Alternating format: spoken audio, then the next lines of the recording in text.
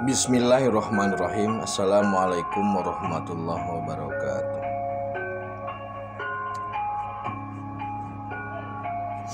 Maha suci Allah, segala puji dan syukur kita panjatkan kehadirat Allah.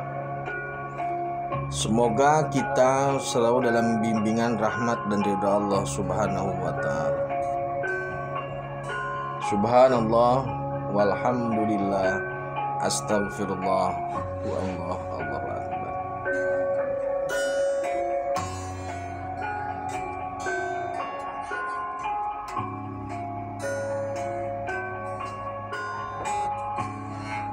Kembali saya dari tim Raja Nusantara.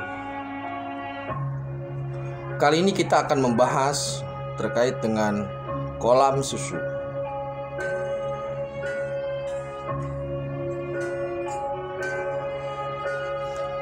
Ada lagu lama karya atau yang dipopulerkan oleh Kus Plus ya. Jadi bukan negara kita ini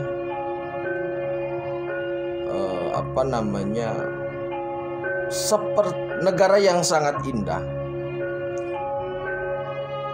Bukan lautan tetapi kolam susu. Kail dan jala sudah cukup untuk menghidupimu. Kemudian tongkat kita lempar bisa jadi tanaman. Artinya apa? Artinya secara sederhana bahwa kesuburan itu sudah melekat gitu. Kesuburan pada tanah di Indonesia, di Nusantara ini sudah melekat.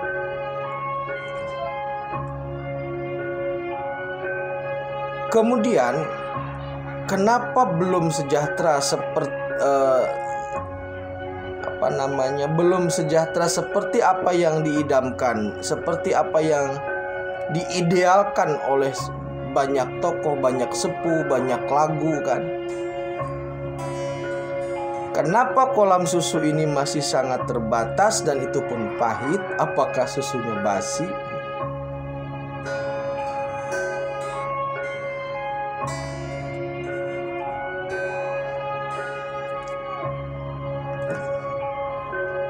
Nah,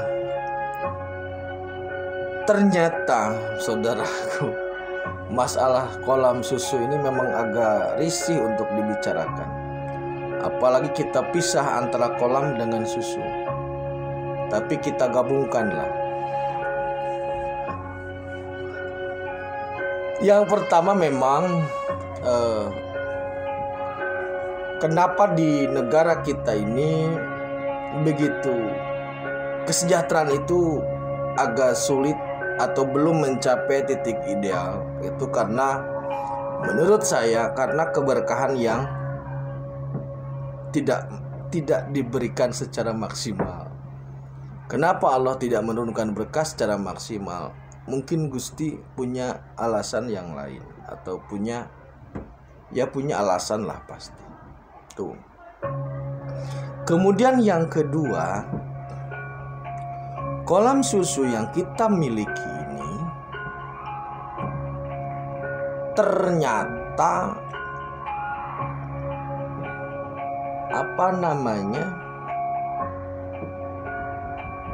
terhubung. Jadi kolam susu yang kita miliki ternyata terhubung dengan kolam milik orang lain. Jadi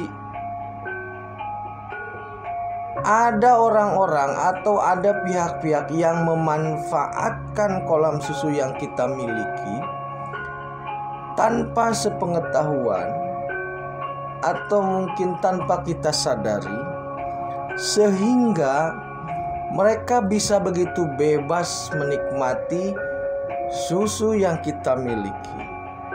Mereka sejahtera, mereka menikmati itu semua dalam rentang yang sangat panjang.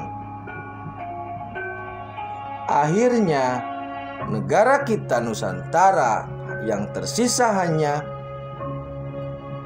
cipratannya atau ya itu pun sudah basi. Nah,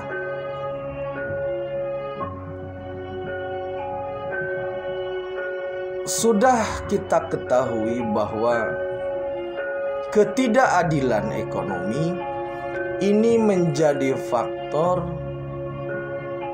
atau ketidakadilan ekonomi yang ada saat ini itu disebabkan oleh faktor ketidakadilan sistemnya.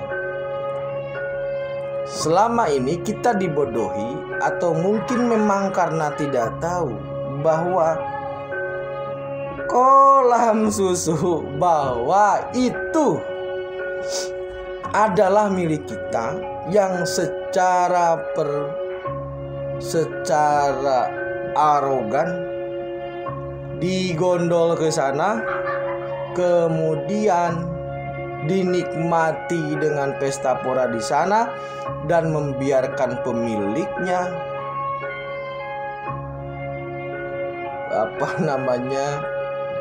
kehausan lah, gitu aja bahasanya. Kemudian pertanyaannya, sampai kapan kolam susu ini dirusak oleh Mr. Krab, kepiting-kepiting itu, sehingga terus bocor ke sana?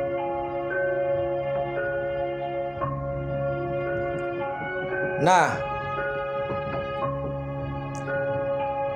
karena kolam ini sudah ketahuan, jadi kolam ini sebenarnya terisi secara otomatis. Tapi karena Mr. Krabnya atau kepitingnya juga ganas, akhirnya bocornya juga banyak. Terus bagaimana solusinya? Kan begitu. Untuk agar kita bisa menikmati kolam susu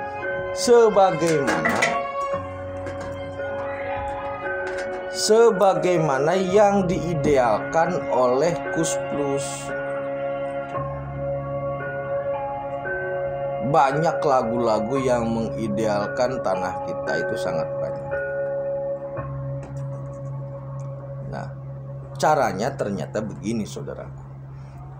Karena posisi kolam yang saat ini sering dirajah oleh Mr. Krab itu, oleh kepiting-kepiting yang merusak tanggul itu, maka kita harus membuat kolam baru yang belum terdeteksi oleh Mr. Krab itu.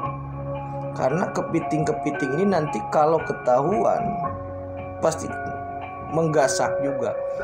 Dan kalau kita benahin kolam yang ada ini pun sulit dan membutuhkan energi yang lebih besar. Karena banyak banget Mr. Krabnya atau banyak banget kepiting-kepitingnya. Jadi secara analisis yang sederhana dan memang ini belum diuji, lebih baik kolam baru, nanti dari kolam ini dialirkan ke kolam baru. Nah, setelah susunya dialirkan ke kolam susu yang baru, Mr. Krab atau kepiting-kepiting ini baru menyadari bahwa ternyata sudah hilang gitu. Tuh, nah ketika ternyata susunya sudah tidak ada di kolamnya, Mr. Krab ini akan kesulitan untuk mengejar atau mencari kolam susu yang baru di mana posisinya. Ketika ternyata aliran-aliran dari kolam susu yang kita miliki ke pihak-pihak yang tidak bertanggung jawab sudah surut kering karena sudah dipindahkan di kolam baru, dan Mr. Krab tidak tahu, maka disitulah kita akan bisa menikmati susu yang cukup, tidak basi, dan memberi manfaat dan berkah untuk kita dan juga untuk yang lain, untuk negara kita dan juga untuk negara yang lain. Karena kemarin itu yang menikmati itu hanya seberapa gelintir pihak. Karena apa ya? Karena memang serakah. Nah, kolam susu itu sangat indah. Ya intinya ginilah saudaraku lah.